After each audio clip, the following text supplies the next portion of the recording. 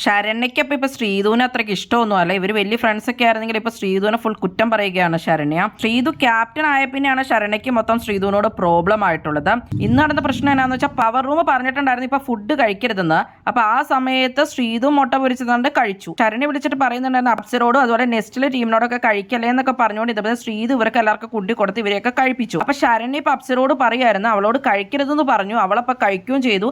എന്നിട്ട് അവള് മനഃപൂർവ്വം എല്ലാവർക്കും കുണ്ടി കൊടുത്തു. അപ്പൊ ഇപ്പൊ എല്ലാവരും ആയല്ലോ. ആ രീതിയിൽ വരുത്തി തീർക്കാനാണ് അവളെ നോക്കിയത്. ഞാൻ അവൾക്ക് മാത്രം എന്തായാലും വലിയ പണിഷ്മെന്റ് കൊടുക്കുന്നൊക്കെയാണ് ശരണ്യ അപ്പൊ പറഞ്ഞിട്ടുള്ളത് അപ്സരോട്. അത് കഴിഞ്ഞിട്ട് ശരണ്യ പറഞ്ഞത് ക്യാപ്റ്റനായിട്ട് എന്ത് നന്നായിട്ട് ഒന്നും തന്നെ ചെയ്തിട്ടില്ല ശ്രീധുവെന്നും ഷീറ്റിന്റെ കാര്യങ്ങളും അവിടെ വൃത്തിയാക്കി ഇടാത്തതും ഒന്നും ക്യാപ്റ്റൻ പറഞ്ഞ് ചെയ്യിപ്പിച്ചിട്ടുണ്ടായിരുന്നില്ല എന്നുള്ളതും ഇതൊക്കെ പലരും മോഷണമൊക്കെ നടത്തിയിട്ടുണ്ടെങ്കിലും ഒന്നും ക്യാപ്റ്റൻ കണ്ടുപിടിച്ചില്ല എന്നുള്ളതും വലിയ ഐ ആം സംതിങ് എന്നൊക്കെ പറഞ്ഞ് വലിയ ആളായിട്ടാണ് ശ്രീധു നടന്നതെന്നൊക്കെയാണ് അപ്പൊ ശരണ്യ പറയുന്നത്. അതുപോലെ തന്നെ മറ്റ് കണ്ടസ്റ്റൻസിന്റെ കൂടെ നിന്നിട്ട് പവർ ടീമിനെ ചോട്ടയാക്കി കാണിക്കുമായിരുന്നു ശ്രീധു ചെയ്തതെന്നൊക്കെ പറഞ്ഞ് ശരണ്യ ഒരുപാട് ശ്രീധുവിനെ കുറ്റം പറഞ്ഞുകൊണ്ടിരിക്കേണ്ട അപ്സരയോട്. അപ്പൊ ശരണ്യക്ക് ശ്രീധു ക്യാപ്റ്റൻ ആയ പിന്നെയാണ് ഇഷ്ടമല്ലാത്തത്.